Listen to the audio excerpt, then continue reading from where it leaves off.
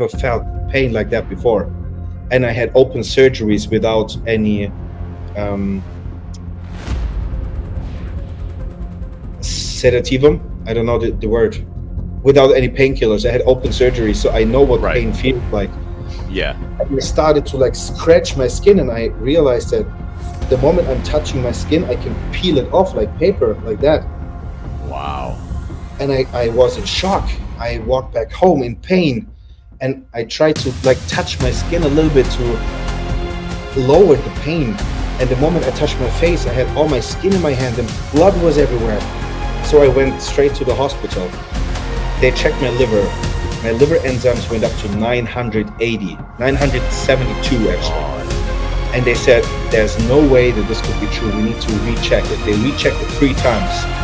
Same, like 971, 978, 972. It was like, something is freaking wrong here. Our next guest is about to take the classic Physique Olympia stage for the 4th time in his career. Having turned pro in 2018 in bodybuilding, he represents the new golden generation of German bodybuilders that has taken the sport by storm. He is 2 years removed from a top 5 placing at the Olympia and enters this year's show as one of the true dark horses. He is the man with the greatest name in all of bodybuilding, Mike the Badass. It's Mike Sommerfeld, and he joins us on RXMuscle's Iron Road to the Olympia, powered by Species Nutrition. Visit speciesnutrition.com. Thank you so much. It was a great intro. Well, look, we had to do things a little big with a guy with a nickname as big as yours, Mike Sommerfeld. So first off, am I pronouncing it correctly? Sommerfeld, right? Even better is Sommerfeld. That's how the US guys call me. Okay, see, that's okay. I want to know the real authentic German pronunciation, because what happens too many times is that we'll get somebody from another country and we'll kind of guess their name, and then them being a nice person, oh yeah, that's fine, that's fine. I want you to look into the camera, pronounce your name as it would be pronounced in Germany. Here we go. Okay. It's Mike Sommerfeld. Sommerfeld. There we go. Yeah, you need to pronounce it harder and more ugly, because German sounds like Arabic, super hard, structured, like Sommerfeld. Like, Sommerfeld. Summer. Yeah, you got the voice. RXMuscle. Sommerfeld. Yeah, you got it. Sommerfeld. Dude, if I get another opportunity at all to announce your name in any such capacity, I swear to God, I'm going to make the light people turn the lights off. Mike Sommerfeld. That's how we're going to do it. Yeah, I need to know, though. From RXMuscle to Mike Sommerfeld. I love it. We're going to do that. At some point, I'm going to meet you at the Olympia in Vegas, all right? And we're going to have you record those things. You know how, like, it'll be, hey, I'm, like, we have Jay Cutler. Like, I'm 4-time Mr. Olympia, Jay Cutler, and you're watching RXMuscle. I'm going to have you record one for us. And, like, this is Mike the Badass, pronounced Mike Sommerfeld. And you were watching, forget about RXMuscle. You are now watching Mike mother effing Sommerfeld. We're going to record that in person. We're going to do a fist promise on that. Oh, yes. Let's go. I love it. Tell me more about where did this nickname come from? Did you come up with it? Somebody else come up with it? Talk to us about the origin of the Mike the Badass nickname. No, giving yourself a nickname is super cheap. Let me explain. I grew up with a bunch of friends. I was like 12 years old. They were like 18, 19, 20, so way older. They were allowed to drink alcohol, drive cars, and do the adult stuff. And I was still the little like 12, 13, 14-year-old kid. So I needed to prove myself, especially that you're not just a kid running with us all the time. I wanted to be part of the group. And sometimes you need to prove that you're part of the game, right? So I ended up doing things what a 14-year-old should not do. It's not about doing bad things. It's just about being very, very dedicated to things and very straight, very honest, and not the kid anymore. And as my friends saw me growing up, doing things they're not able to do because I was focusing on get my stuff done. One of those guys, he was really deep into mangas and drawing, and he was like, he's an artist. And he drew a picture where I was standing on stage the first time I competed. I was 16 years old, and he drew the picture with the headline "The Badass." Unfortunately, I don't have the picture anymore. It's 14 years ago. Wow. But it was a black and white photo. It was drawn with a permanent marker, so just on the go. But I kept it, and I understood what it means to be a badass. It doesn't mean to be a nasty guy, unfriendly, ugly guy. It's more about get your stuff done when you really need Mm. to. And if something comes in your way, I'm gonna make my way through whatever it takes. You were a lot more not so PG rated off camera. So, but I like that answer. It serves a purpose. But we were just talking off camera, and one thing that one of the biggest reasons that I wanted to get you on, aside from you being really one of the most exciting entries for this Classic Physique Olympia, is that this sport, right? And I blame myself, the media, everyone involved. I've always felt as if we, everyone involved, including the athletes, have not done enough to market the stars, the personalities of this sport. There are way too many interviews that I will do or anybody else will do in this industry, and it's like you ask them a simple question, and the answer that you're going to get is save the world, make it a better place, save the whales. You, on the other hand, are very straightforward, and I've always enjoyed that about you. You're very cutthroat. You say what's on your mind. You're an entertainer, and I feel as if you deserve a bigger platform in that regard. But I want, again, you get the nickname Mike the Badass. How have you been able to like apply that, to your bodybuilding career, to your life, and really in the brand that we have gotten to know you as? Long story short, if somebody asks me something, asks me a question, they can be sure that they will get an honest, very straight answer if they want to hear it or not. Sometimes that brings me into a place where people don't feel comfortable. But I mean, life is like that. Sometimes you ask him things and you get bad answers from life, right? People maybe are not able to handle that. I like that. That's why I chose Neil Hill as my coach. He's Mm, exactly like that. His job is to find gaps to improve. In other words, he tries to find things you're not good at, and he will point them out, and he will tell you and tell you and tell you. And of course, it's an uncomfortable place, and I make people feel uncomfortable sometimes. And just between me and you, I mean, it's an open Nobody's conversation watching. right now. Nobody's watching, by the way. Just Nobody's you and me. watching, Yeah. of course. Um, yeah, sometimes I really should. Actually, I should learn when I should shut my mouth. I have a beautiful wife, and sometimes when she knows what I wanted to say, she can read my thoughts, and I want to say something, and she's like, and I know, okay, calm down. Nobody wants to hear it. You should explain it more polite. I'm working on it. I'm really bad at it because I don't think it's the right way. I think everyone should talk, explain, and answer things very straight and honest. This is the only way where there's no things in between the lines. If you ask me, "Hey Mike, do you think I'm looking great today?" and I'm telling you, "No, I don't like your hair. It looks really messy and you should get a haircut." Yeah, maybe you don't like that, but I'm your friend. I have to tell you, should I leave you outside walking outside with ugly messy hair? No, I should tell you, "Hey, get a haircut or wash your hair," or this is basically where the badass gets the bad image. Right. Well, let me ask you this because, and you mentioned Neil Hill. We'll certainly talk a lot more about him. You've been in Vegas now for it's been a few days, and I know we've seen a lot of social media activity. Uh, you were with Ramon the other day. You put out a lot of entertaining content. YouTube posing down again. It's fun because I feel as if within bodybuilders, especially before a big show, they're very reserved. Like they want to keep everything very secretive. And I understand that, but it was very refreshing to see. I mean, both of you, who figure to be, fighting it out for, those top slots, putting it out there, putting it on social media, and really putting on a show for the fans.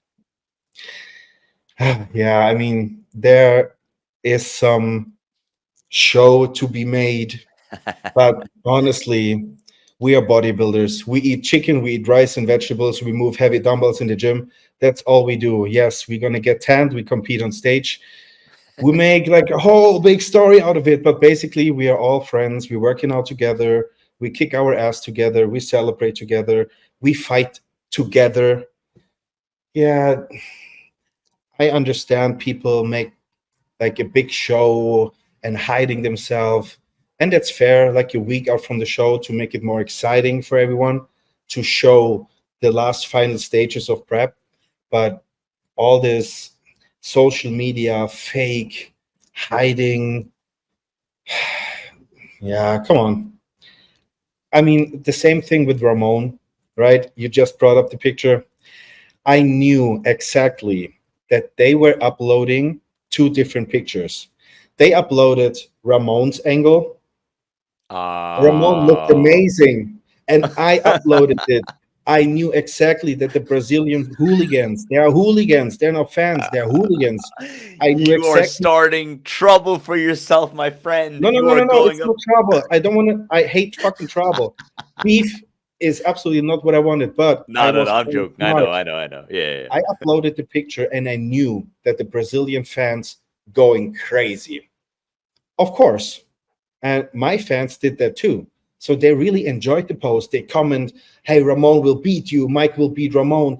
That's a bad angle. That's bad light. Blah, blah, blah, blah, blah, blah. Engagement crazy. That's the Instagram social media game. And then I was waiting for 1 or 2 days. That's the video. A picture, a video, and my photo. Here you can see Ramon is standing in front. He's standing closer to the camera. He looks bigger. He looks pretty good. Then I uploaded the same photo, my angle. My wife took it from the other side.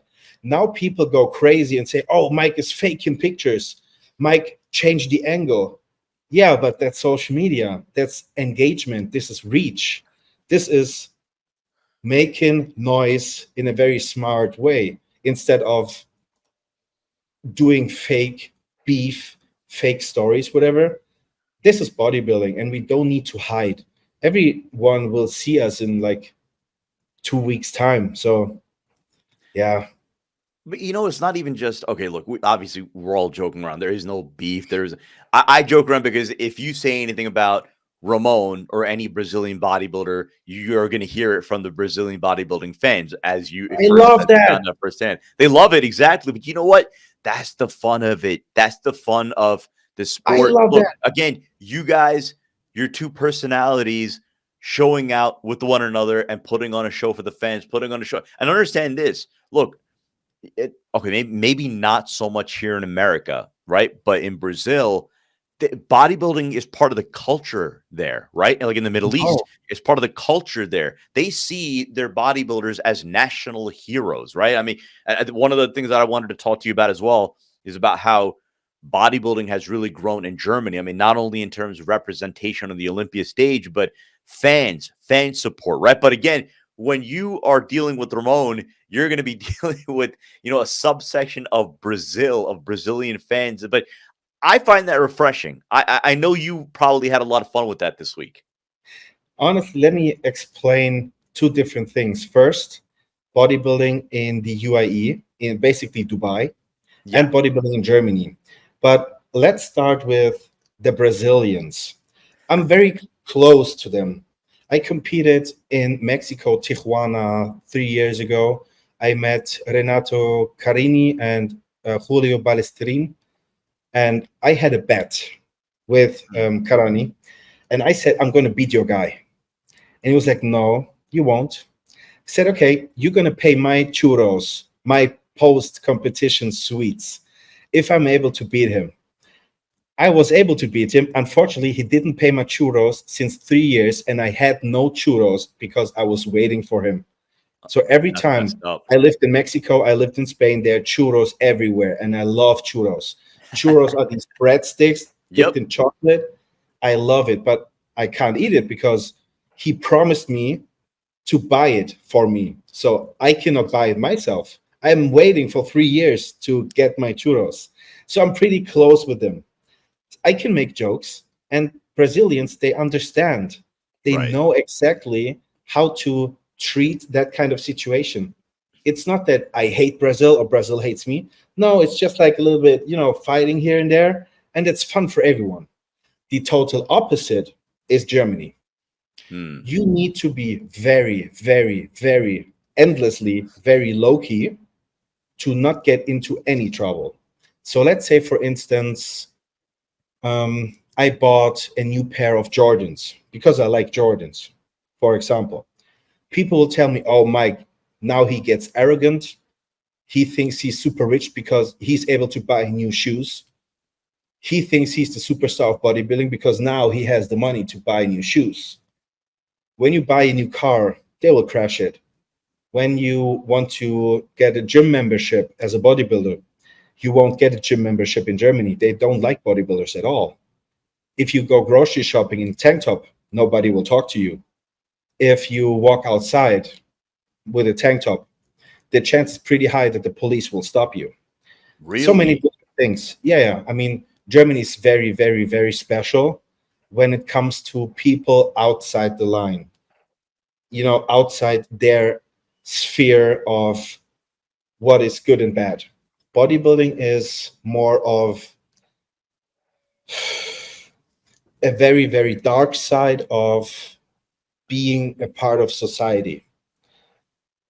I'm not saying that Germany is a bad place for bodybuilding. It's amazing. And bodybuilding is growing in Germany dramatically, especially Yeah. with bodybuilders like we have Urs, we have Roman Fritz, we have Tim Budesheim, we have Markus Rule, we have Ronnie Rock, many Yep. different, really, really good bodybuilders.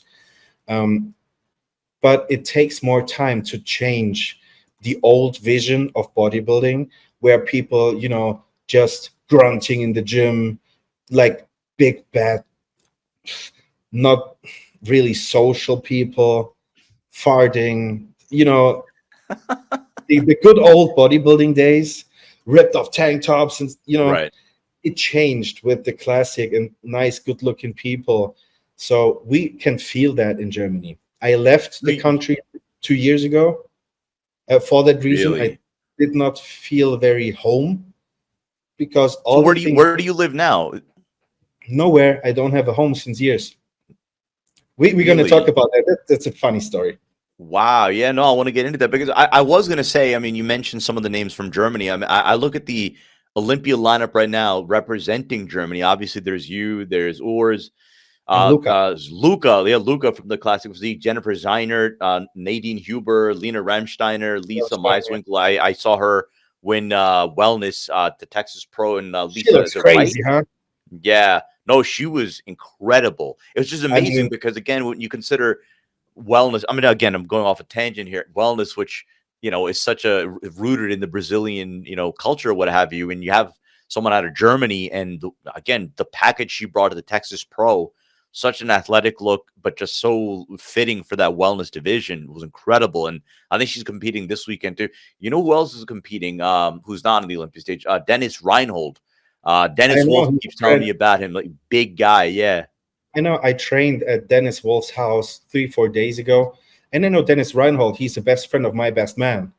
So I had a message last week on WhatsApp. It's like, hey, bro, I'm coming to Vegas. I was like, great, man. Let's meet up. He's like, nah, I'm just going to Reno to compete and then I'm flying back. It's like, god damn it. Like, stay here, bro. Anyway, yeah, Germany. It's still very, very old fashioned, but it Mm, gets better. But let's compare it to the UAE. This was one of the most intense moments I've ever had in my life.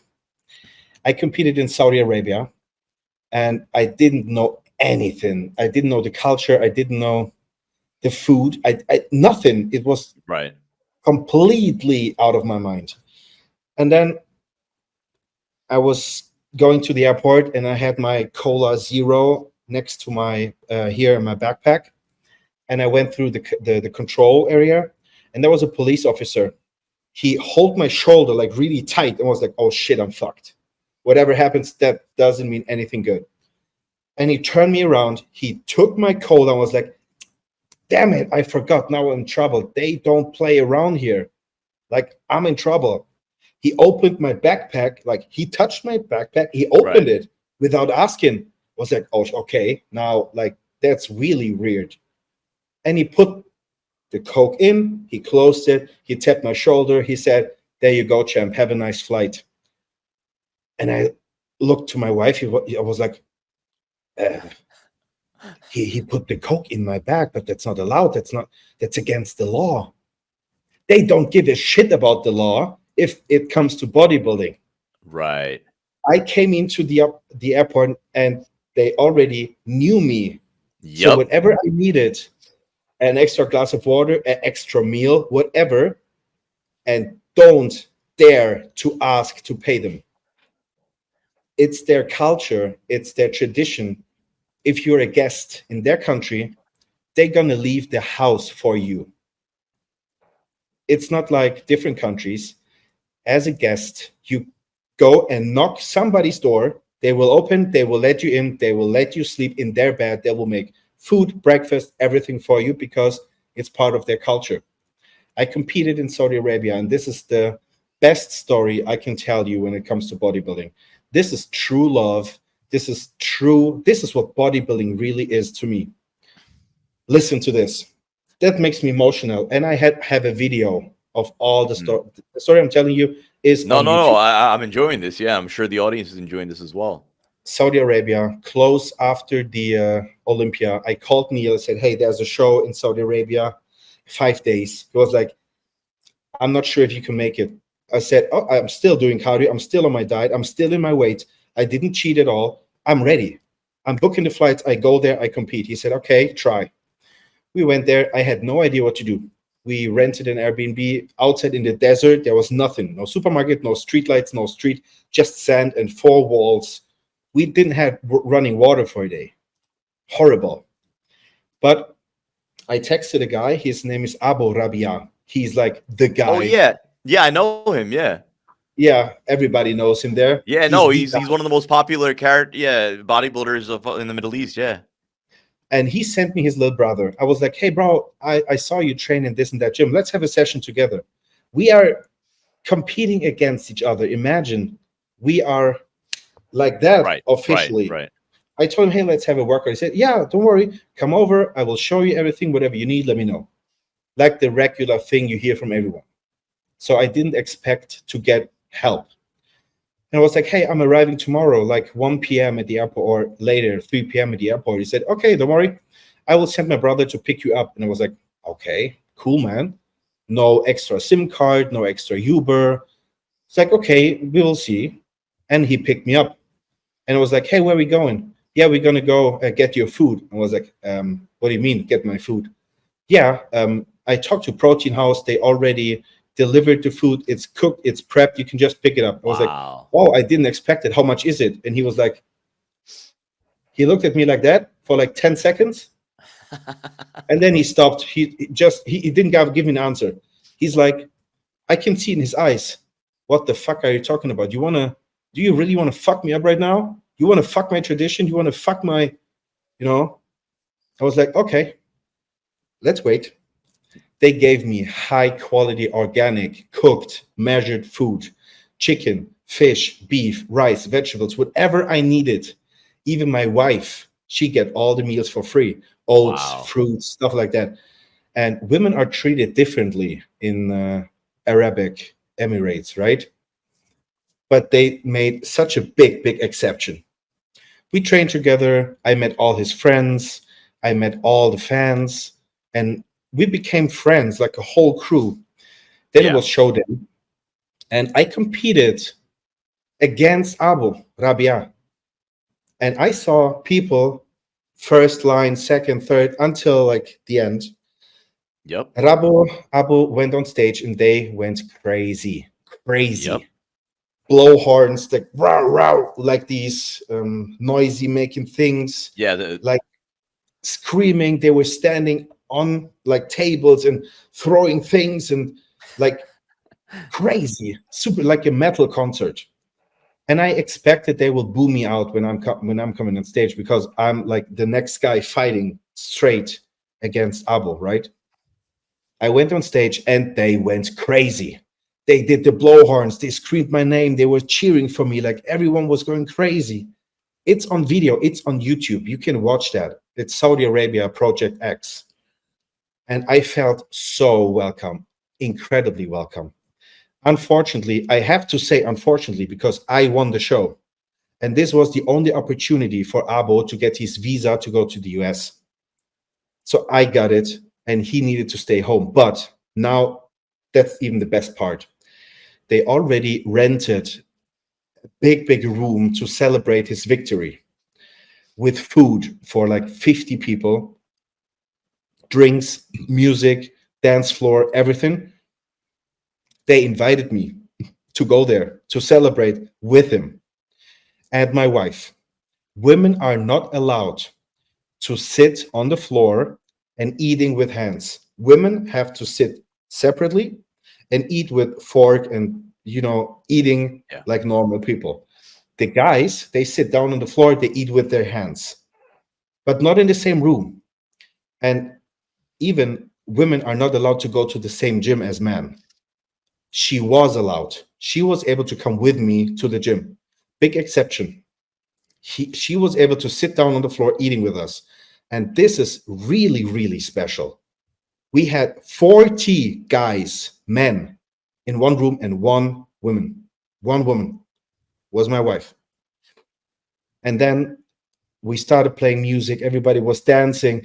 They took us in the air, like throwing yeah, us yeah, up like throwing you up in and the down, celebrating. It was it was so positive. And when I'm thinking about it, I took I basically ripped off his chance to compete at the Olympia, and they were still really, really happy to have me on the table. And it's not like, oh yeah, you know what, Mike won the show, let's make a little bit celebration and leave. No, it was really important for them to celebrate with me and have a good time. The day after, we went to like a theme park, like Universal Studios, yeah, with his brother. We did like private activities together. And still, every time we meet in Dubai, different places, in Vegas, wherever, we are like super, super, super close friends. Whatever he needs, he just gives me a call. Whatever I need, I just call him. It got such a good friendship, and all that in the bubble of bodybuilding. And this is how bodybuilding really should be. It's not like in front of the camera everybody's, sucks. He's super friendly to everyone yeah, in yeah. Of front of the course, camera. yeah. I mean, As soon as they turn around, they're like, yeah. yeah. I mean, look, in all walks of life, there are fake people, real people. But what you're describing, so I was, the last couple of years, I've been involved with the Dubai Pro, and you get a window into what the bodybuilding culture is like there. So I could give you the firsthand perspective. This past year, the 2024 Dubai Pro, there may have been north of 4,000 fans in the building. And, we could say 4,000 fans. There could be 4,000 fans that are just sitting there staring at their phone. These 4,000 fans were loud and were cheering. And I mean, every competitor that was announced, they were going nuts. I've never seen anything like it.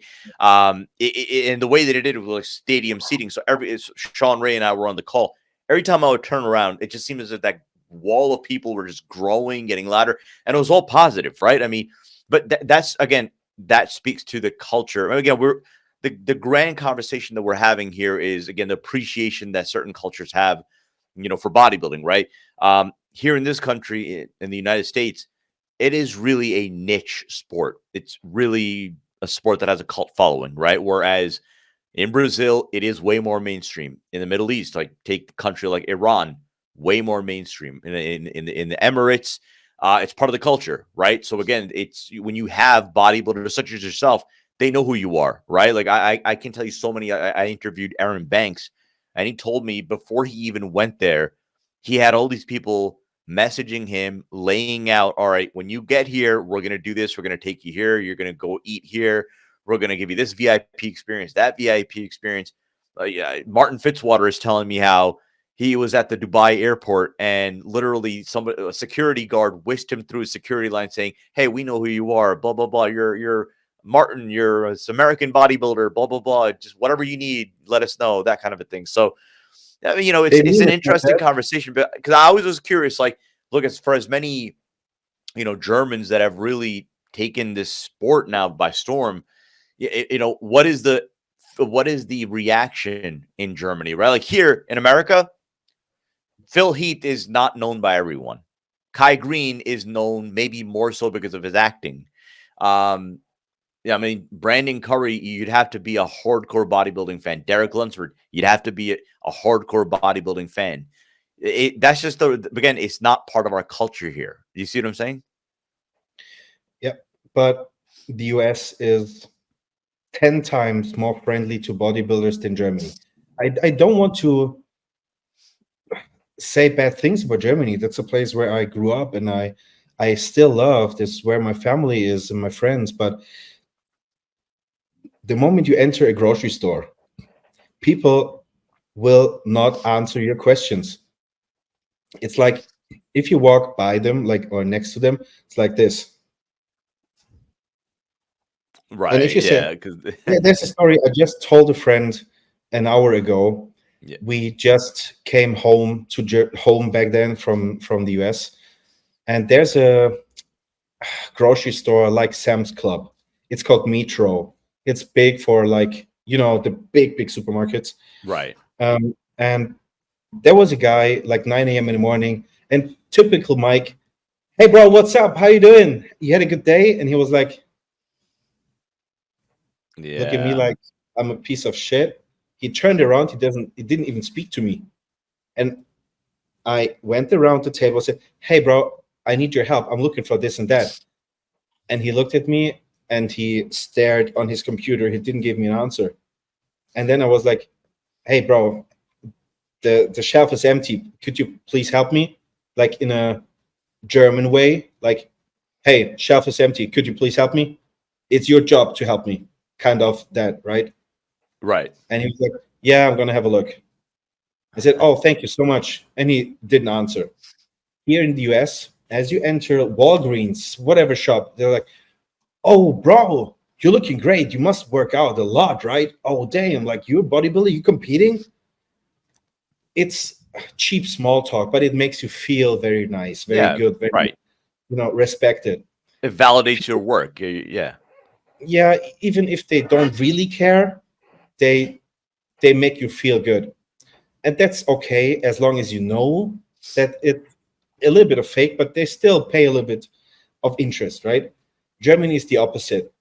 They show you that they really don't give a fuck at all. That's I mean, so look, it's a very interesting perspective. What you're explaining about Germany. I guess it seems to speak a little bit more towards the culture at hand, and look, it's you go country to country now, and it's the world that we're living in now. Oh, okay, People wait, just wait, seem wait, to be a lot more. wait. Yeah, people. Oh, yeah. I just got um, the eyes of my Oh, wife. I just want to make that 100% clear. I'm not talking bad about Germany. Germany is a great place. You There's no way you can die poor in Germany. They will take care of everything. The social system is yeah. unbreakable. But Germany is the perfect place for average people. If you get a 9 to 5 job, you pay your bills, you have the greatest life ever in Germany. They will take care of everything. They have one of the best structures in everything for everything. It doesn't matter what you need, infrastructure, health, doctors, everything is really incredibly precise and structured. But if you're a person who wants to shoot the stars, Right. you run into problems. And this is what we do in bodybuilding. There's no average. we're looking for the last piece of percent to get better. And Right. I feel that Germany is not the best place to do that, because the moment you try to hit the stars, people will tell you're arrogant, you're not get enough, you're, yeah, you know what I mean? You're just So, not average. so let's talk about shooting for the stars, because this is going to be your fourth Classic Physique Olympia. Um, your story is interesting, and this is another angle that I wanted to talk to you about. You turned pro in men's bodybuilding. Now, you've been a Classic Physique competitor, but last year, again, there was discussion about you going to the Open. So, right now, as it stands, do you feel as if Classic Physique is your home? And I guess if you can give a little bit more clarification as far as that flirtation with the open class, and uh, again, what was your thinking about pursuing that, but eventually made you turn around and decide, to stick to Classic Physique? Two answers. One is really truly honest, and one is the one you expect. What do you want to Sure. hear? I want to hear the honest one. You're Mike the Badass. I want to hear the real truth. Okay. It's not a funny story, to be honest. Um, I grew up 11 years old, Flex Magazine, Muscle and Fitness, no YouTube, no Facebook, no Instagram. Yeah, there was a time before social media, so we had to grab the magazines and read that. And my dad, he competed 30 years ago, actually with Dennis James, or against Dennis James. Really? Yeah, I have super funny pictures. Dennis was wearing his afro still. They both coming from the same city in Germany. And my mom, she went to school with Dennis James' brother. His name is Leroy. So they knew each other a little bit. However, when your dad is a bodybuilder, you might end up being a bodybuilder too, right? So, and I spent all my life doing bodybuilding. Um, yeah, so it was 2018, and I worked with Patrick Tour, Sure. and he helped me to get a pro, the pro card. What I didn't know was that I have a gene sickness. You ever heard of Porphyria variegata? No, I didn't. I don't know that, but I mean, if you want to, whatever you want to share, whatever you Yeah. feel comfortable sharing about it, yeah. Porphyria is a very rare sickness. 0.00000.1% of people around the world have it, and they live in South Africa. So the chance that I have it is Right. not even possible. Infinitesimal, right. So what happened? My body is not able to produce oxygen properly. It takes 7 steps. And the seventh one corpoporphyrin is missing. So the whole structure breaks into pieces, and these pieces turn into toxins. And the only organ which is able to filter that is my liver. And I didn't felt any pain or uncomfortableness. I mean, I was in prep. I was close to become a pro. You don't feel very happy all the time, right? So I Right. Of didn't course. really Yeah. feel that something wrong. I turned pro. It was March, and like 2 weeks after, it was my birthday. And I was walking outside as my cardio in the sun, and I felt my skin felt like a chemical burning, like right away, and it was horrible. It was burning under my skin, super, super bad. I've never felt pain like that before. And I had open surgeries without any sedativum. I don't know the word. Without any painkillers. I had open surgery, so I know what Right. pain feels like. Yeah. And I started to like scratch my skin, and I realized that the moment I'm touching my skin, I can peel it off like paper, like that. Wow. And I was in shock. I walked back home in pain. And I tried to like touch my skin a little bit to lower the pain. And the moment I touched my face, I had all my skin in my hand and blood was everywhere. So I went straight to the hospital. They checked my liver. My liver enzymes went up to 980, 972 actually. God. And they said, there's no way that this could be true. We need to recheck it. They rechecked it 3 times. Same, like 971, 978, 972 was like, something is freaking wrong here. Yeah. So they gave me some painkillers intravenous. The problem was that my liver already failed, and painkillers are metabolized through liver, so that Through your liver, yep. even worse. And then after 6 months, they did the genetic testing and all that stuff. So I was their pet.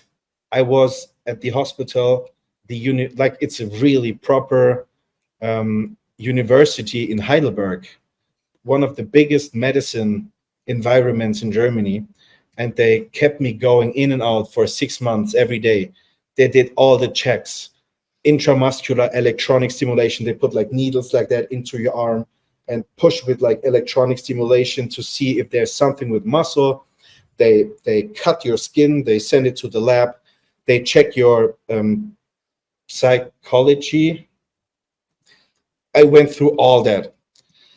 And then they found out it's porphyria. After I peed into a glass, put it out in the sun, it was white in the beginning. After 2 hours, it was dark brown gray. Because these orphans, they turn into gray when they hit sunlight. So basically, my sickness is called vampire sickness or Transylvania sickness. I'm not allowed to go to the sun. I'm not allowed to eat garlic and other things. No stress, no low-calorie diets, stuff like that. Yeah. So, yeah, after that time, or after 2 years, actually, the super high boss of the university hospital called me. He said, "Hey, Mr. Sommerfeld, we have the solution." And I was like, "Really? Me too. Let's have a meeting. Let's talk about it. We compare our results," because I'm a hobby nerd. I'm a hobby researcher. So what I did, I got medicine.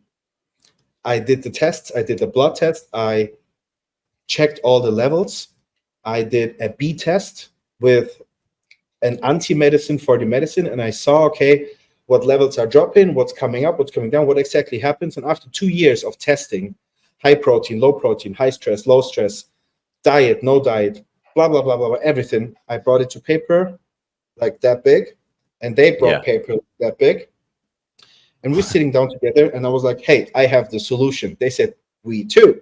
We have that." I was like, "Oh, yeah, what did you find out?" They said, "It's your protein intake." And I was like, "I'm sorry for you guys. You wasted 2 years. It's not the protein." And they were like, "What do you mean?" I said, "I doubled my protein from 200 grams to 400 grams of protein, and my levels came down.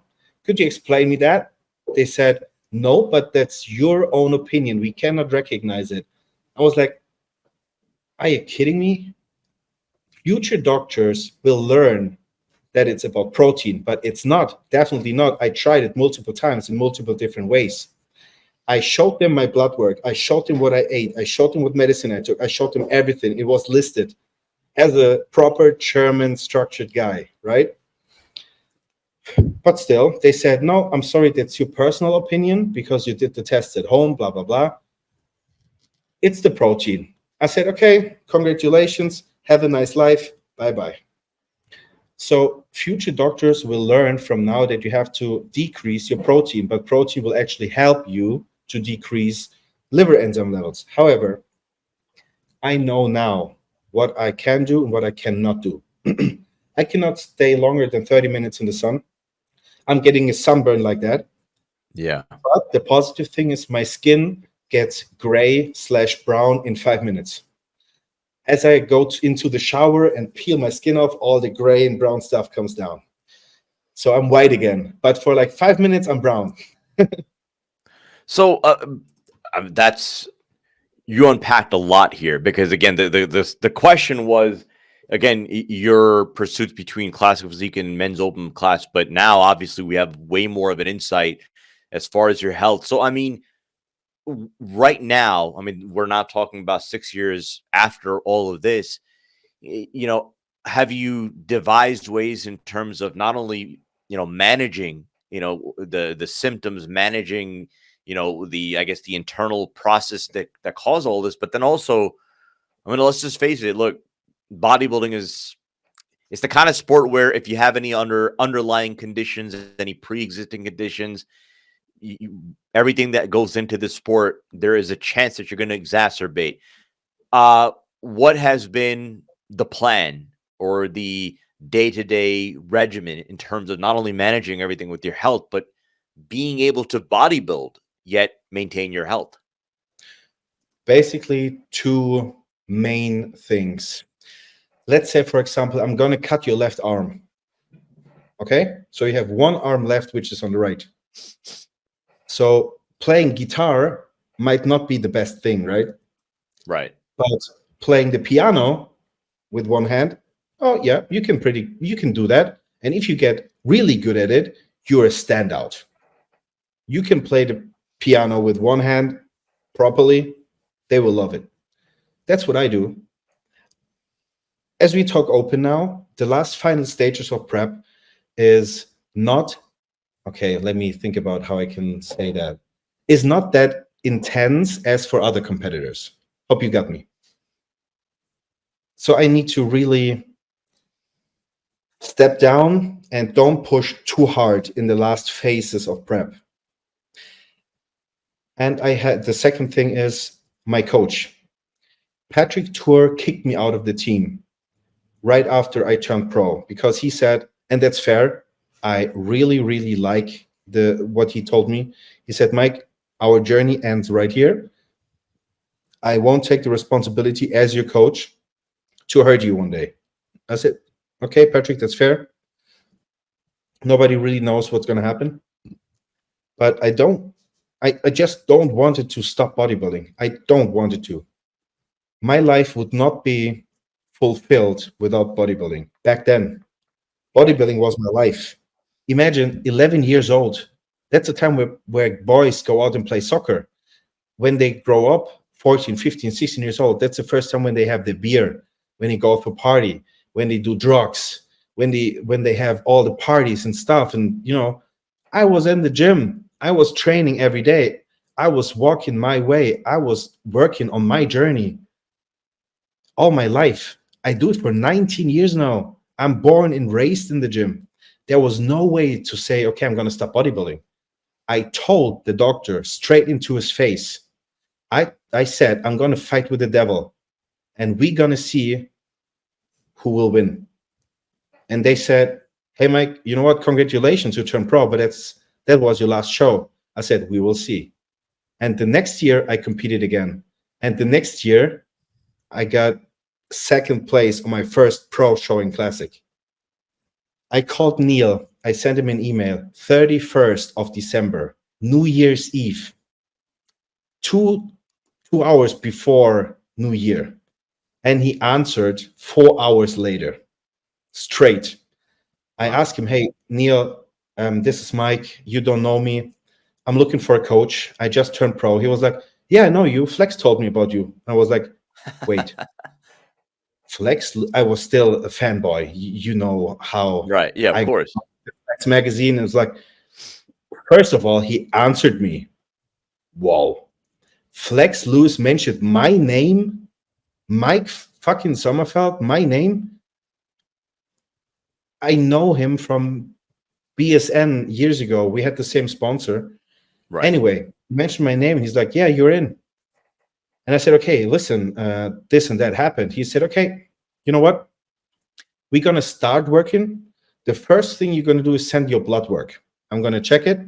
As soon as the level go up 1 single %, we're going to stop right away. Is it fair?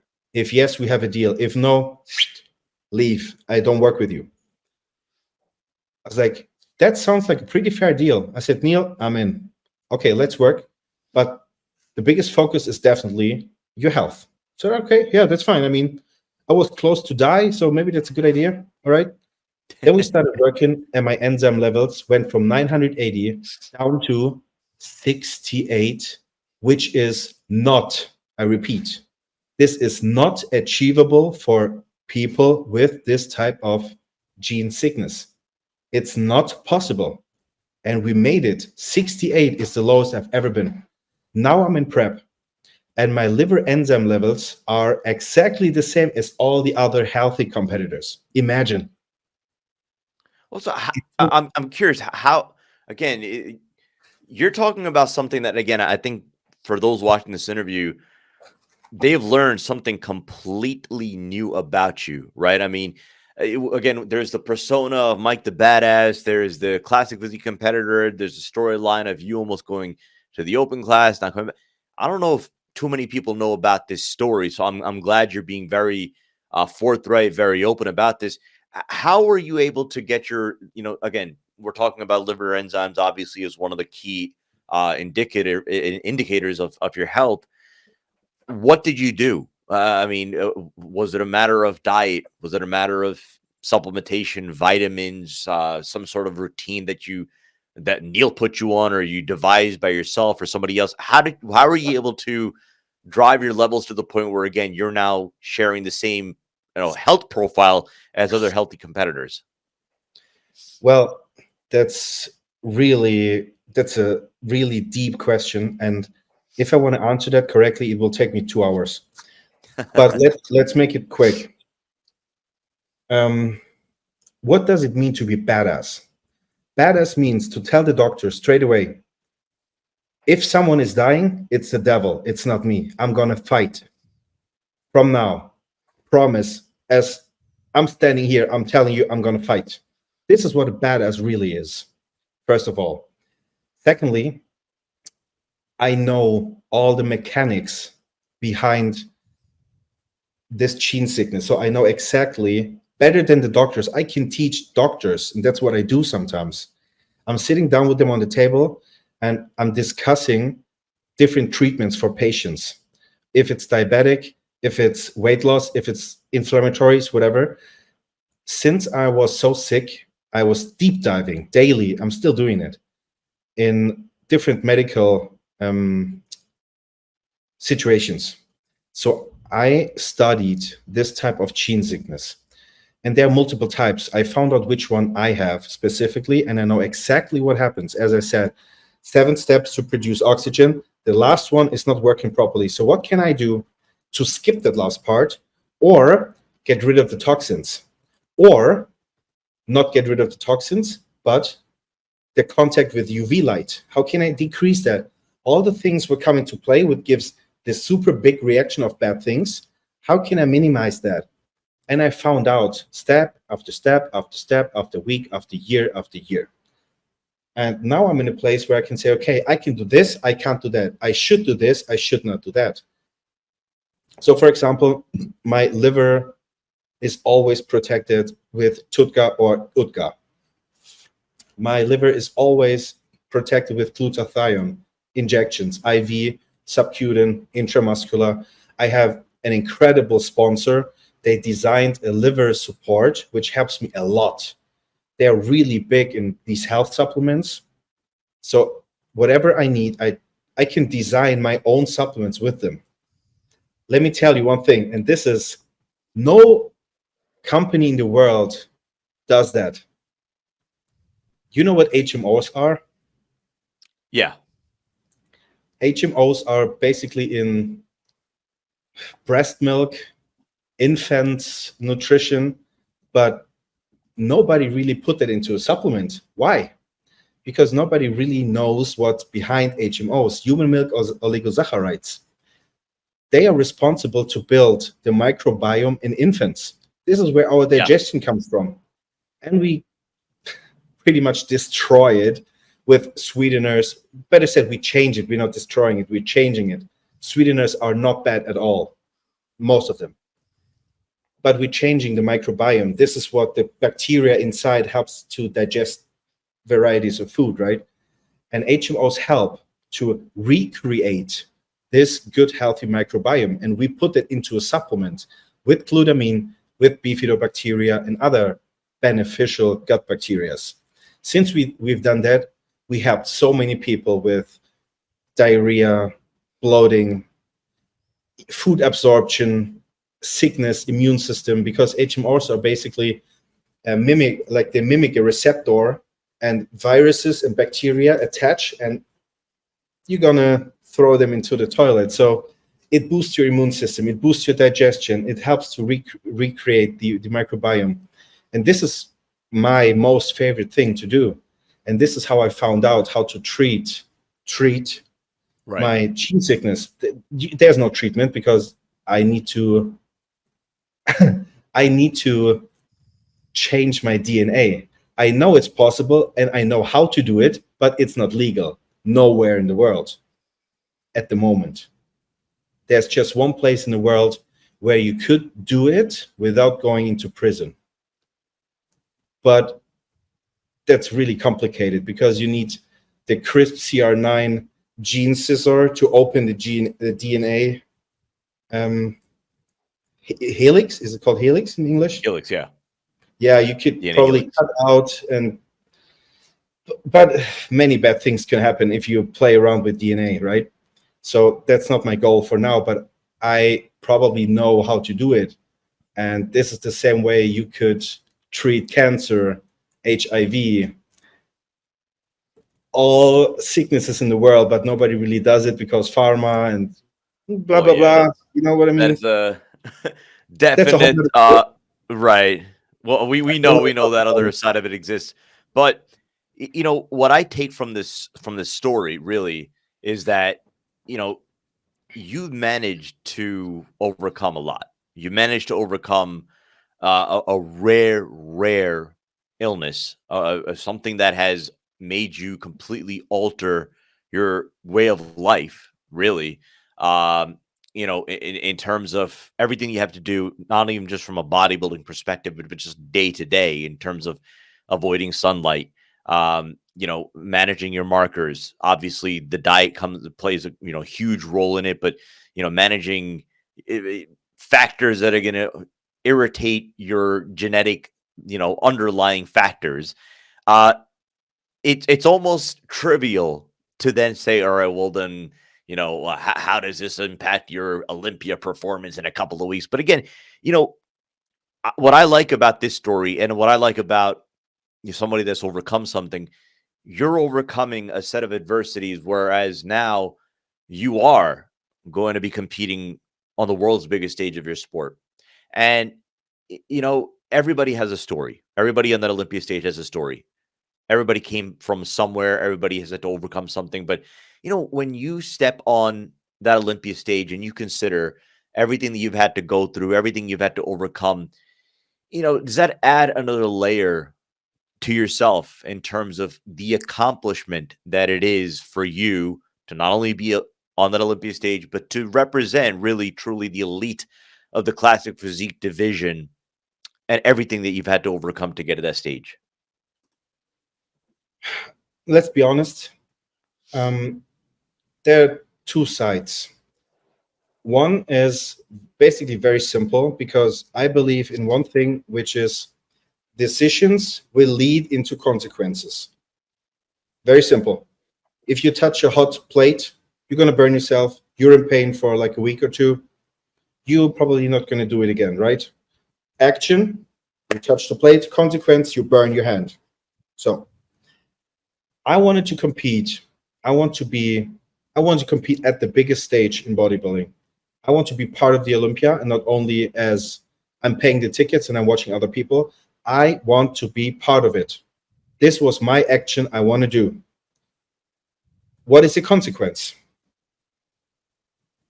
As I'm training, as I'm following my diet, as I'm doing what I can do, the consequence is probably I will compete there. Basically very simple. So I see it from a very neutral point. I'm going to do X, it follows Y. Correct? On the other hand, I'm really proud, and that should not sound arrogant. It's really, I know exactly what I've been through.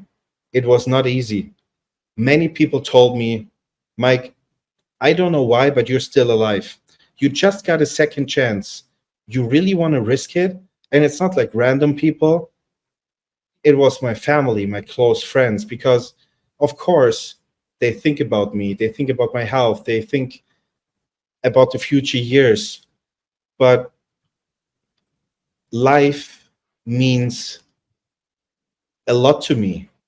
We have only a few days to live life.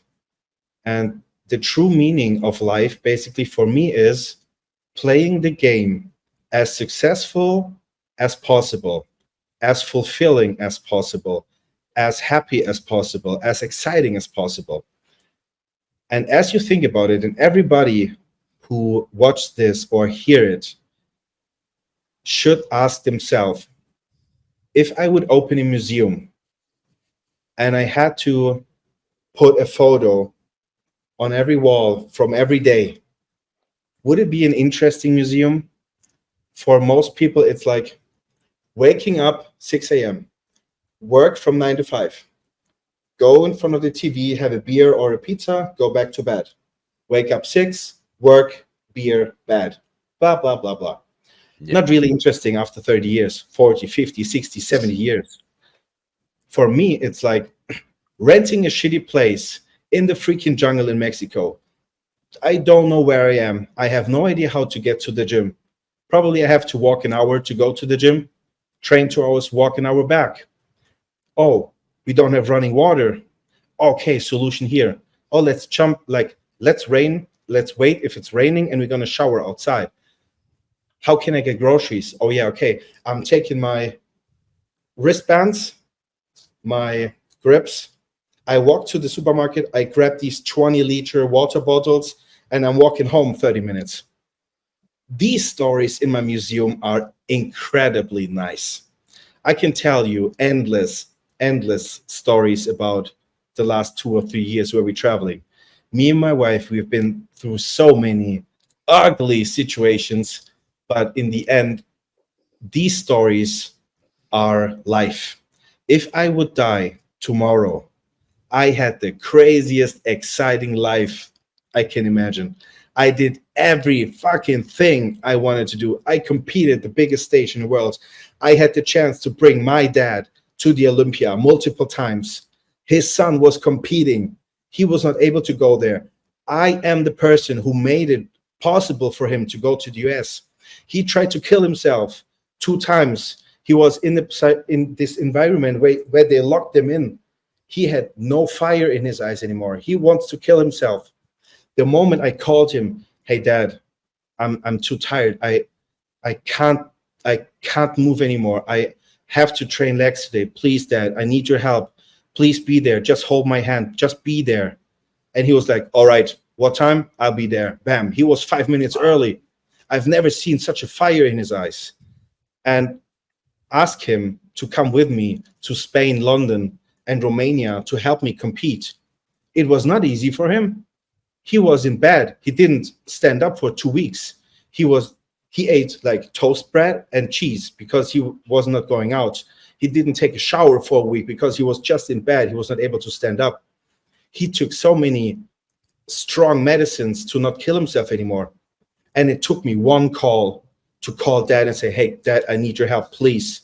He was like, my son needs help. I'm all in. All right. Clack, clack, bang, bang. My dad was there again. The guy I met 20 years ago who was fighting every damn problem. And I saw him break into pieces. I saw how he got depressed. And now I was able to turn that into something. Me and you, click, click. All right, let's go. It's time for war. You have no idea how proud I am. And again, I don't want to say that to sound arrogant, but this is what I call life. This is all the memories I got throughout the last years. If I put that onto walls in a museum, people will go through and will say, shit, that's crazy. Shit, that's even more crazy. That must be exciting. If I would die tomorrow, honestly, my life is more exciting than 90% of everything else I can imagine. Certainly a badass existence, if you want to call it that. I did want to give you an opportunity. Again, you mentioned Neil Hill, and you know, considering athletes go coach to coach, it happens all the time. But considering the starting point of your relationship, where again, he laid a very strict guideline for you as far as your health markers and as far as everything he needed to see in the beginning and throughout the course of your, relationship, what kind of a role has he played in your life, not only as a bodybuilder, but really as a mentor? Somebody who, it's funny because we talked about you going classic classic physique bodybuilding, somebody who has familiarity coaching athletes, like that. The name comes to mind is Alex Cambrunero, and he went from classic 212 to classic physique, won the Arnold Classic under his tutelage. So obviously he has that experience. But I did want you to open up a little bit about the relationship that you two share and the impact that he has had on your life as a bodybuilder and as a man.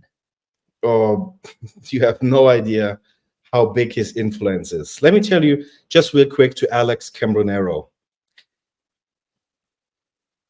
Many people might think that Alex and me are opponents because we're competing in the same division. And the last years, it was like Alex, me, Alex, me, Alex, me. It's like one place, maybe. We are still very, very close friends. We are still teammates. He's still coached by Neil. I'm still coached by Neil. Probably going to celebrate Christmas together, probably New Year's. And here's a story about Alex, just to explain what kind of person he is. Alex Cambronero helped me, and he was basically holding my hand in my first Olympia competition appearance. I didn't know that you are alone backstage. They're just tanning and athletes. There's no coach to tell you what to do. There's no wife. There's no friend, no mom, no dad. You are alone. And you have no idea what happens. And you know exactly that the Olympia is the most important show this year. Yeah. So you want to make everything perfect. And I started to get nervous because there was a weigh-in and this and that, and I didn't know what to do, and I wanted to make it perfect. And he was like sitting next to me, put his hand on my shoulder, he said, "Hey, Mike, bro, everything's fine. It won't happen something bad here. I'm here for you. Whatever happens, I'm going to explain you before so you know what to do." Backstage, weigh-in, everything. He was there for me all the time. Even if he was that close to me. My first Olympia, I placed 7th, I guess. He got 6th or somewhere. We were really, really, really close. And he was still playing as a friend, not an opponent. That's how Alex Cambronero is. Now let's talk about Neil. I just uploaded an interview with Neil, 45 minutes. Yeah, I was watching that a little while ago, yeah. I chose Neil. First of all, he's an incredible coach. He's the opposite of the research kids on TikTok, right?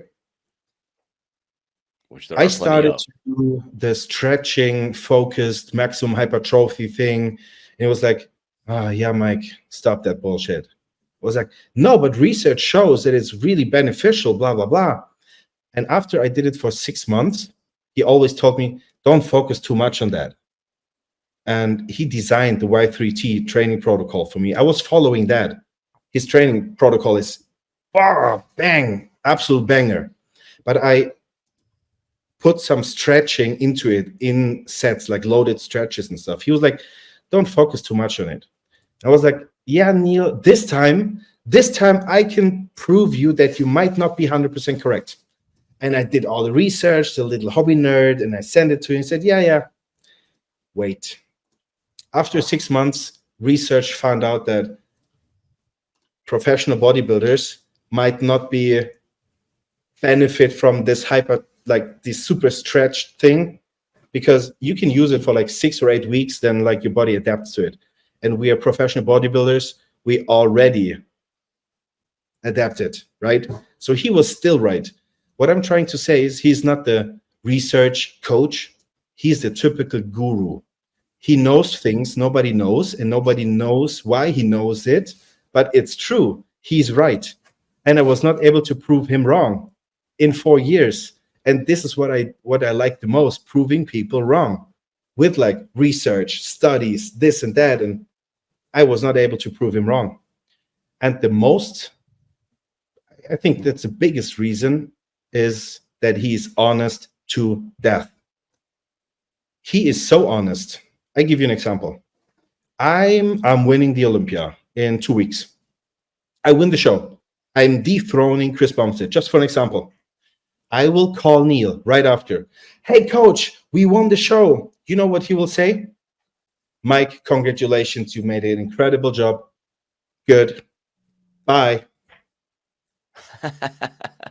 Wait, I did that 2022.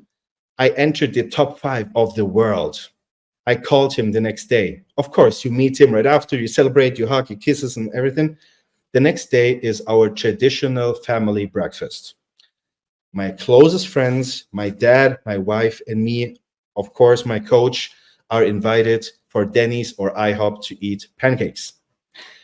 I called him, hey, Neil, you down for pancakes? It's time for family breakfast. He's like, are you fucking kidding me? It's 10 a.m. in the morning. I was like, yeah, coach, are you down for some pancakes? It's going to be fun. He was like, don't fucking bother me. I'm so tired. You have no idea. Bang. Rings up. But do you know why? Not because he's rude, not because he's an asshole. It's the opposite. He did not sleep for 3 days because he was busy making our bodies top fucking notch.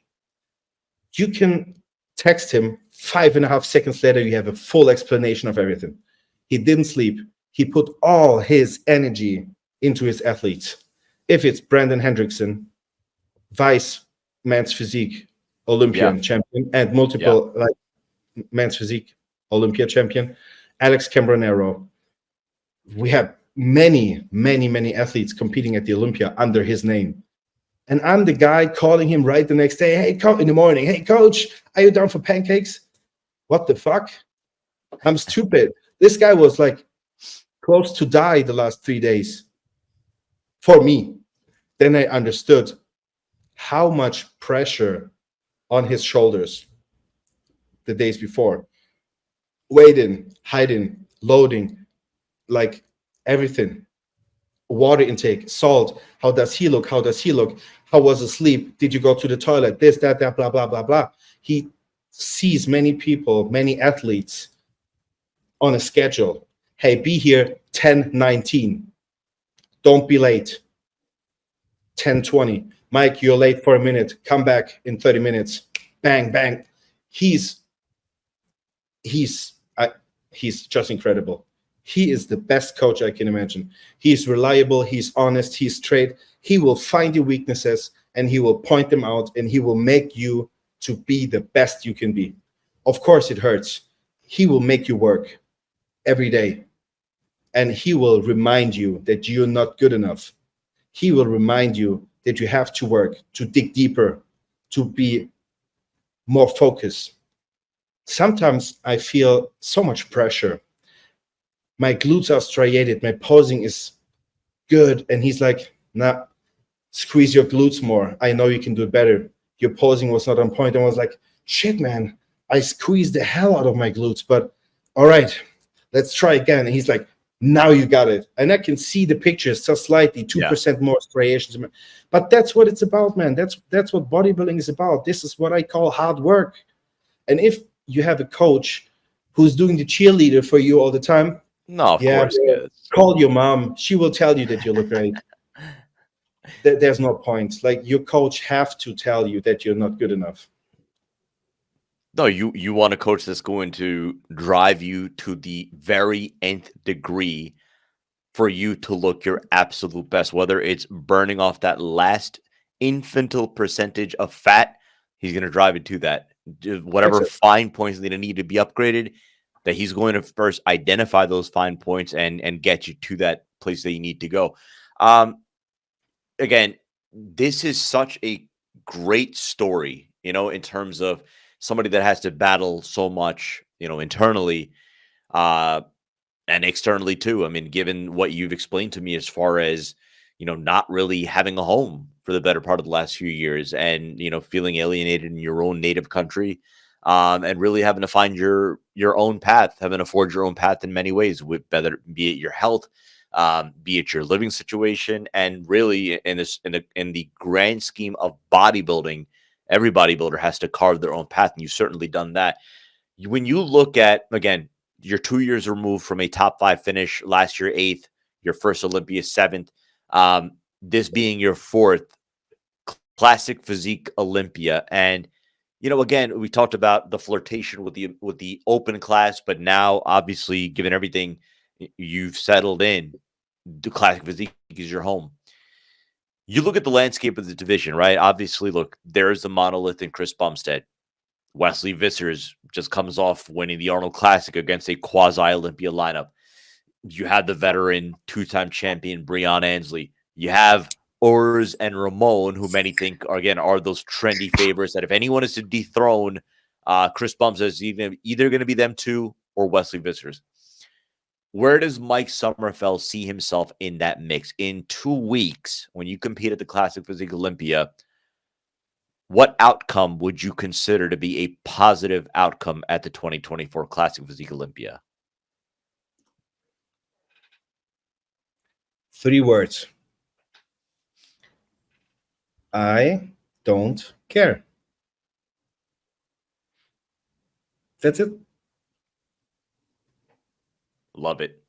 I just don't care. And there's a good reason. Don't get me wrong. Don't get me wrong. You just met the most competitive person on earth. If we play Monopoly together, I would win, or I would make sure that you're not going to win. And that started pretty much in kindergarten. Let me tell you a story. We played soccer as kids do. And sometimes someone has not his best day. And unfortunately, it was the goalkeeper. He missed the ball and we lost the game. I waited until school was done and I was beating the shit out of him. He was the reason why I lost the game. I was like 3rd grade, how old? Like 9 years old. So I did not really hurt him, but I made sure that it was his mistake. So I'm really, really, really competitive, ugly competitive. Of course, I want to win the Olympia. If someone is telling you, nah, I don't want to win, bro, shut the fuck up. That's just a lie. Nobody competes at the Olympia to just be there. Yeah, buy a ticket, sit down in the crowd and see the show, then you're at the Olympia. Cool. No, as a competitor, you want to compete. You're competitive. You want to win. Obviously, that's my goal too. But forget everything around you. By being focused on the icing of the cake is a really, really, really bad thing to do. That's what I say. Don't focus too much on the icing and forget the cake. The cake is the main thing. And for me, the cake is the journey. The cake is the daily struggle doing cardio, having my workouts, have my wife next to me. She has my back all the time. She makes me strong. We never had any argument. No, zero. There's no chance to have an argument with her. Sometimes she's a bitch. Sometimes I'm a bitch. Then we're just saying, hey, babe, you're a bitch. It's like, yeah, you're right. All that around, like meeting people in the gym, have great workouts, taking care of the food. Get into troubles, actually. Troubles are amazing. Troubles are closed doors. Try to fucking open the doors and go through. Develop yourself. The higher the step you go, the better the view. The deeper your shit you go, the stronger your legs. Just try to treat problems as something positive. And this is what my cake is all about. And I focused so much on the icing that I forgot all the cake. I competed when I was 16 years old at the Mr. Universe internationally, with Callum from Moger. It's Yeah. 14 years ago. It was my first international show as a 16-year-old guy. Natural. I had no idea what to do. I placed top 5. You know what I did? I threw the trophy into the trash. And my dad was not able to talk to me for 2 days. Not my mom, not my girlfriend, nobody. 2 days of silence. And don't fucking dare to talk to me. I would rip you into pieces because I did not win the show. That's how competitive I was. But then I turned pro. That was my life goal, being officially IFBB pro bodybuilder. I made it. Do you know how long I was really happy? A quarter of a second. The moment you wait until they say, and IFBB pro is Right. Mike Sommerfeld, as soon as they said my last name, Sommerfeld, my happiness was over, and I was already in my first pro show. I was focusing on the icing. I forgot all the struggle, all the stories behind, all the friends. We came so close. I had a therapist who massaged me every day. I had a workout partner who trained with me every day. We were walking outside together every day. We ate the same food every day. We spent like 8 hours in the gym every day. That was all bang, gone in a second because I was just focusing too much on the icing. And that will never, ever happen again. From that moment, I always record a video the day before the Olympia with my dad and my wife in the back. And I'm telling, hey, my show is over right here, right now. We won the show. We made everything what's in my hands to make that perfect. I'm happy. My dad is proud. My wife is proud. We brought an incredible good package. But tomorrow, the judges, and that's what I wanted to say, tomorrow, the judges will decide how good I am. But I know for a fact that I was walking my way. I did it. I made everything I was able to do, and we had success. Everything was fine. High five to dad, high five to my wife. Everybody's happy, and that's what it's about. I'm happy, I'm proud, my family is proud, and that's what it's about. What the judges like, if they like my physique, if they like my face, if they like my posing, my tanning, that's their job, and they're good at it. They do it for many, many years. If I can trust someone, then it's the judges. They will know if I'm good enough or not as a bodybuilder compared to other bodybuilders. But the cake, the journey by itself, this is my job. And I did it. I'm happy. I'm proud. The rest is further. This is incredibly mind-blowing. I'm being honest with you because when we started this interview, I figured, all right, look, we're obviously going to talk about the genesis of your nickname. We're going to get your story. We're going to get the competition angle as far as classic physique versus men's open, and how you see yourself fitting into the classic physique category and how you see yourself faring amongst that stiff competition in the classic physique lineup. But look, as I've learned during the course of this interview, and I'm sure those watching this, in the course of the grand scheme of life, you have certainly won. You've done it your way, your own way. You forged your own path. You forged your own story.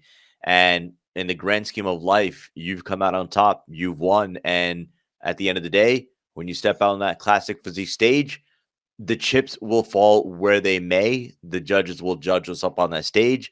But you're going to go on that stage and off the stage as a champion. And isn't that what life is all about? 100%. But I need to correct just one thing.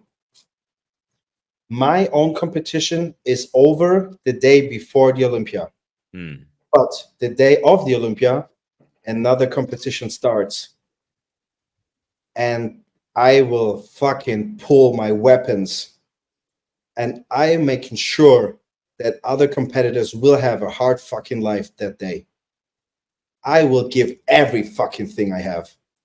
I won't miss a fucking stone. I will not leave a stone unturned. Not at all.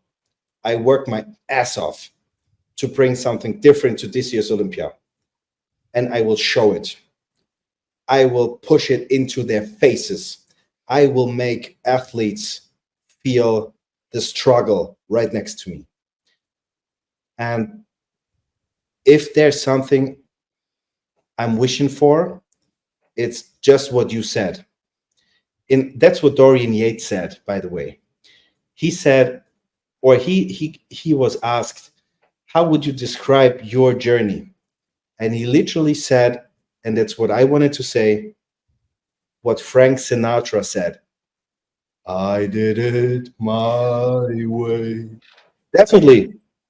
If there's something I don't give a fucking shit about, it's what other people tell me to do. I just don't agree. I will still do my own stuff, except three exceptions. My wife tells me to not do it, my coach or my dad. I don't give a shit what other people say. Because I do it my way. And there's nothing wrong about it. Life is a game, and we decide by our own terms how we play the game. You got to make me one deal. When I see you in person, and let's just say it's at the Meet the Olympians, first for you, you got to record that whole, this is my Sommerfeld, and you're watching RXMuscle. The second thing, you got to sing Frank Sinatra to the camera in person. We got to make this happen. I can't sing. You just sang. Okay. There's one. Oh, here. Little, you're looking at what are you looking at your wife for? You just sang perfectly. You had the baritone voice and everything. My phone. Oh boy. Okay. Yeah. Oh boy. Wait. You okay? She just came out the shower. I want to show you my wife, but she's a little bit shy, I think. Yeah, she doesn't wear a bra. And now we know. Yeah, that's fine. She has a really, really nice body. So what I did, I love my wife to death, and she earns good money. So whatever she needs, she can buy it right away. If it's a phone, if it's a camera, if it's fingernails, whatever, I don't care. So money is not a thing we're talking about. It needs to be something special, right? It needs to come from heart. It has to be something you're not able to buy, right? So my dad, he's a musician. My dad is a music producer. He worked with, Rammstein. Here comes the sun. Yeah, of course, yeah. And, yeah, they work with, Hijo de la Luna. Hijo de la Luna. Bim, bim, bim, bim. The song?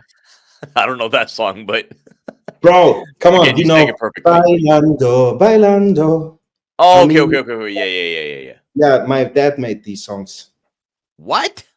Yeah, so I'm genetically blessed with rhythm. So whatever you show me, I know the rhythm. I can't sing, and I was really shy.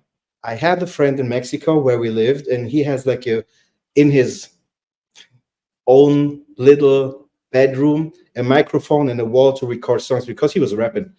And I was like, a week out from Christmas, was like, hey, bro, Midi, can I grab your microphone and sing? He was like, what the fuck? Yeah, of course, take it. And then I started to sing because I wanted to record our song. The song is from Dermot Kennedy.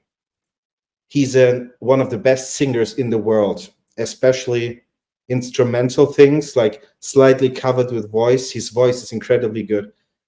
And this is our song. And I was singing it. That was her Christmas present on top of something else, but that was really personal. I'm going to show you. I've never showed in public. Shani, my wife, knows it, and her mom by accident. I never showed some. Huh? Yeah, and family, because it was a video call. Anyway, I'm going to show you right now for 10 seconds because I don't feel good about it, but I want to show you. This is the world preview right here. An RXMuscle exclusive. Here we go.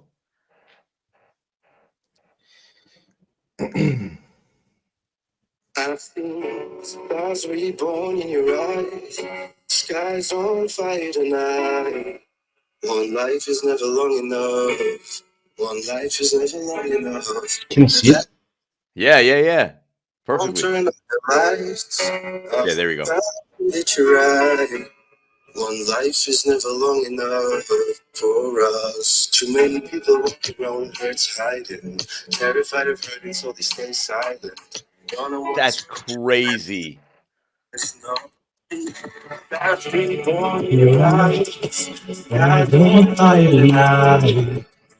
Okay, enough of it. I'm not a singer, No, but that is nuts.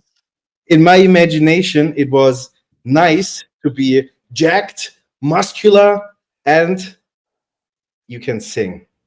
Dancing is another cool thing. Singing, dancing, and looking nasty is a good combination. I tried, but it's not that good. Well, my friend, you pulled it off. That was phenomenal. We got the exclusive world preview here on RXMuscle. If you ever wanted to have a fully produced music video, I'm telling you, man, you got the chops, you got the voice, you got the rhythm. Make it happen.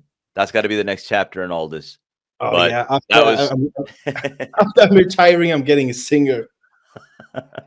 Well, look, the way that the evolution of your life and how every chapter is unfolded, who knows? Who knows what's next for you, man? I mean, look, it's really cool because, again, I started this interview by saying that, we need to do more as a sport, right? To get the personalities of the sport out front. We need to learn more about, the faces, the names, of our frontline bodybuilders. And I mean, again, we just learned of the very, very textured life that you have lived, that you live, and then how every chapter is kind of unfolded, evolved, and look, I think there are many chapters of the story to be written, whether it be as a musician or as a very top end classic physique Olympian.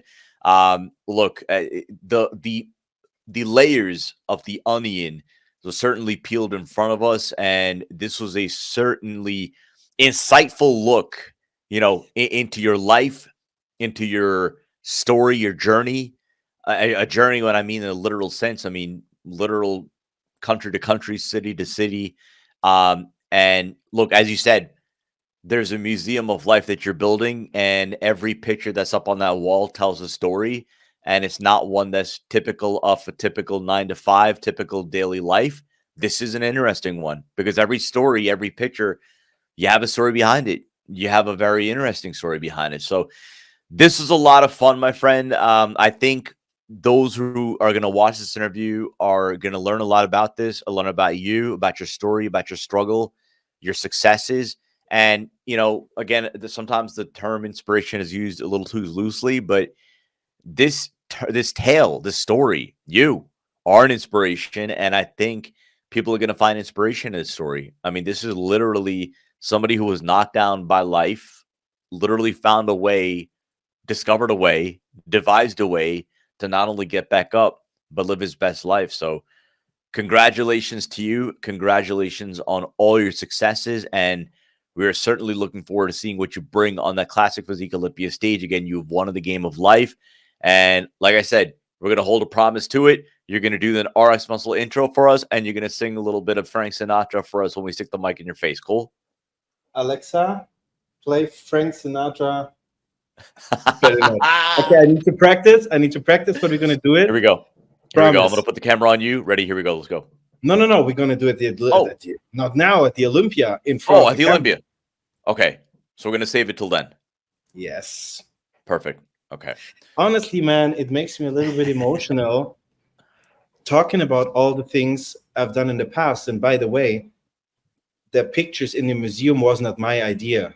It's from a book. It's called Big Five for Life. So if you're interested in knowing the story behind my thought process, the book is actually pretty good. 2 random people meet at the train station, and he's like, today's a good day for a day in museum. He was like, what the fuck are you talking about? He starts to explain, and then you get into it. It's a really nice book. Easy to read, and it makes you think. That helped me a lot. Like personality development stuff. But that's actually pretty important. Well, Mike, your story is certainly an insightful one. It's an interesting one. It's an inspiring one.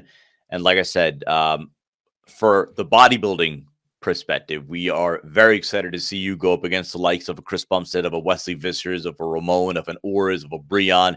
And may the chips fall where they may. But again, knowing what we now know about you, I think it's going to mean a lot more to seeing you up on the stage against the best classic physique competitors in the world. And we certainly look forward to seeing you at the Meet the Athletes in about a week and a half, Thursday night, when it all starts off. And we'll be sure to have a laugh or two. But it's been great getting to hear your story. Thank you again for providing the time. I mean, again, we're just less than 2 weeks out now from the time that you're going to take the stage for prejudging. So for you to give us literally an hour and a half of your time, it is greatly appreciated. And thank you for sharing your time with us and with the fans. Thank you for having me. I mean, it's also 1.5 hours for you, sitting down just for me to hear what I have to say. Thank you so much. Thank you so much. And for you guys, don't forget to watch the Olympia this year. It's going to be the 60th anniversary. It's going to be a hell of a show. And I'm going to promise you, that's going to be the biggest, most interesting battle of classic physique of all times. Mark my words. Mark my words. We'll have the best Chris Bumstead this year, the best Wesley, the best Ramon, and the best Mike competing the same stage, battling it out, 100%. It is going to be an absolute battle against 60th year anniversary of the Olympia. This classic physique division still very much in its infancy in terms of how many years it's been on the Olympia stage, but it's certainly gotten better and better, more competitive. And this year absolutely promises to deliver fireworks up on that classic physique Olympia stage. Again, he is Mike Sommerfeld. Thank you so much for watching. Mike, where can they follow you if they're not already following you on Instagram and on YouTube? It's Mike the Badass, obviously. On Instagram, it's Mike Sommerfeld. On YouTube and multiple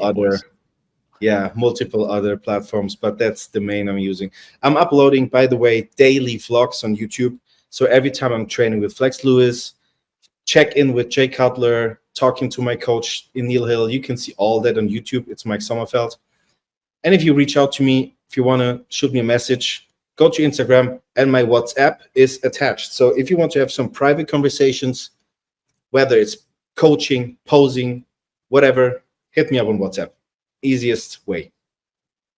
So there you go. Now you know how to follow and get in touch with Mike. Again, if you haven't already done so, subscribe below, hit the notification bell. If you like what you're watching, hit the like button, comment below. Obviously, that helps, and we appreciate all of your support. And remember to keep it locked to RXMuscle on Instagram, official_RXMuscle. Between now and the Olympia, between all these interviews, segments of Iron Debate, Heavy Muscle Radio with Dave Palumbo and Chris Aceto, and then everything that we're going to have going on from Las Vegas, wall-to-wall coverage of the 2024 Olympia. From Mike Sommerfeld, I'm Siddique Farooqi. Thank you so much for watching.